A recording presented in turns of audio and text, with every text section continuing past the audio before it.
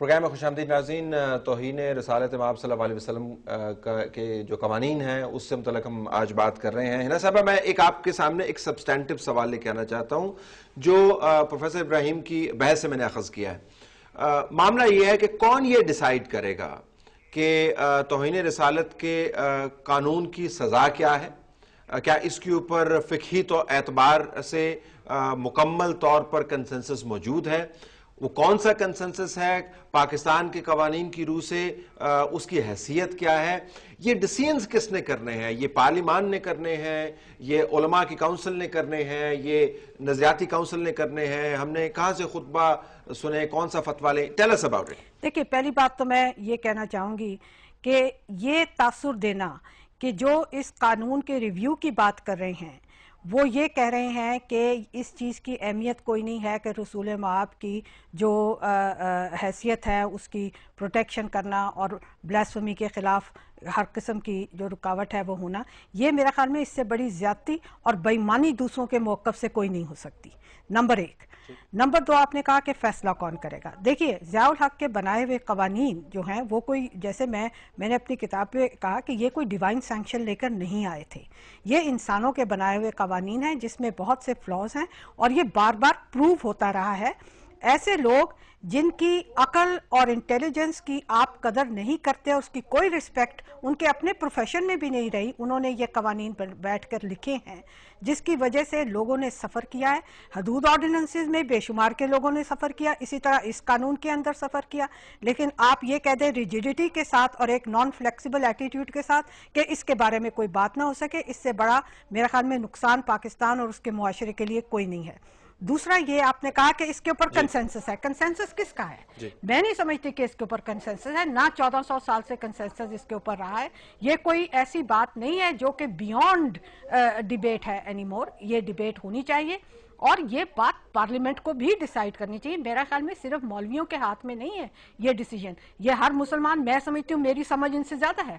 मैं अगर पढ़ सकती हूँ, लिख सकती हूँ तो समझ सकती हूँ कि क्या है कुरान में और क्या इस्लामी तौर पर बात दुरुस्त है, क्या माशरती तौर पर बात दुरुस्त है और क्या इंसानी हकूक और कानूनी तौर पर बात दुरुस्त है। I am not dependent on their understanding. I have every right to say what my understanding is.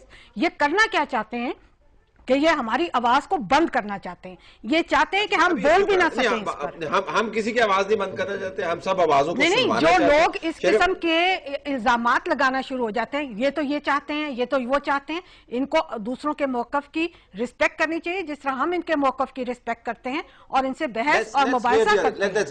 अच्छा, ये जरा पार्लियामान की बात करें। शरी, ये आपने मूव के इतनी मेहनत के बाद 8 माह आपने बताया, पार्लियामान में कितनी रिसेप्टिविटी होगी इसकी? मैं अभी जमशेद दस्ती साहब का बयान पढ़ रहा था, उन्होंने गवर्नर पंजाब के बारे में कह दिया कि ये तो नीम पागल शख्स है। आप ही की पार्टी के लोग हैं।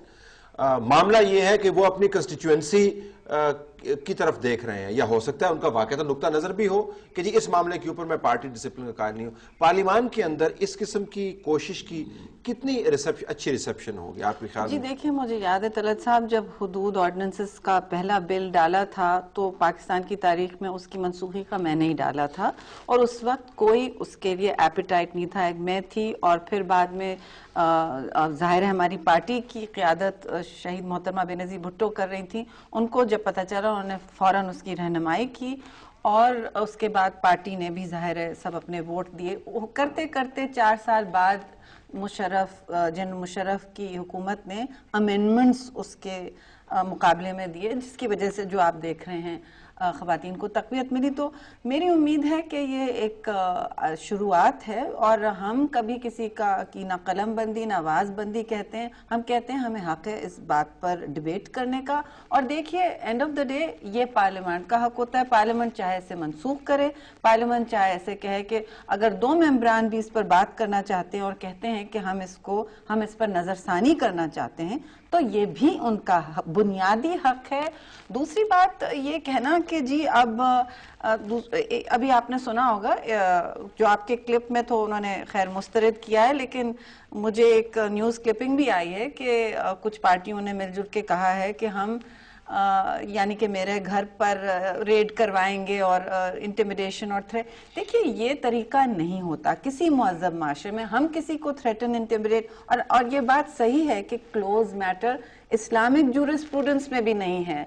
आपके दो कल बहुत मुअज़्ज़ब और मोतबर स्कॉलर्स दानिशमंद जो हैं, उन्होंने बैठ के कहा है कि कहीं इस्लाम में ना इस किस्म का जिक्र है, ना इसके लिए ये पेनल्टीज, सजा के हवाले से ना इस किस्म की पेनल्टी। दूसरी बात यह है, आप अगर हदीस से भी एक इंसिडेंट बताएं तो सारी दुनिया में इंक्लूडिंग इस्लामिक जूरिस्प्रूडेंस जो लॉ बनते हैं वो एक एक्सेप्शन पर नहीं बनते, वो रूल पे 100 केसेस एक तरफ और एक तरफ दूसरा। तो आप अपने वो एक केस हमें सुना देते हैं। अब हम देखिए, हम भी जाहिल नहीं हैं, इतनी नाखानदगी नहीं है इस्लामिक लिटरेचर के बारे में। एक और मेरी अर्ज ये है कि देखिए इस्लाम में कोई ब्राह्मणिज्म नहीं है कि आप 4 लोग इसे पढ़ सकते हैं, 40 नहीं पढ़ सकते, या हम अपने मजहब का मुताला नहीं कर सकते। मुझे किसी से जवाब नहीं देना है सिवाय अपने खुदा के, और मैं बहुत साफ दिल से बिल्कुल और फिर आप पाकिस्तान की शहरी को क्या message let's take a break. नाज़रीन, जमशेद दस्ती भी हमारे साथ लाइन पर हैं, वो भी आप ही की पार्टी के साथ मुंसलिक है, एक अपना नुक्ता नजर रखते हैं, उनका खुशामदीद कहते हैं। और ब्रेक के बाद वापस आएंगे तो प्रोफेसर इब्राहिम साहब से भी इस बात का जवाब लेंगे, और जमशेद दस्ती साहब से जो बयान मंसूब हुआ उसकी भी वजाहत जरा इनसे सुनेंगे। Stay tuned.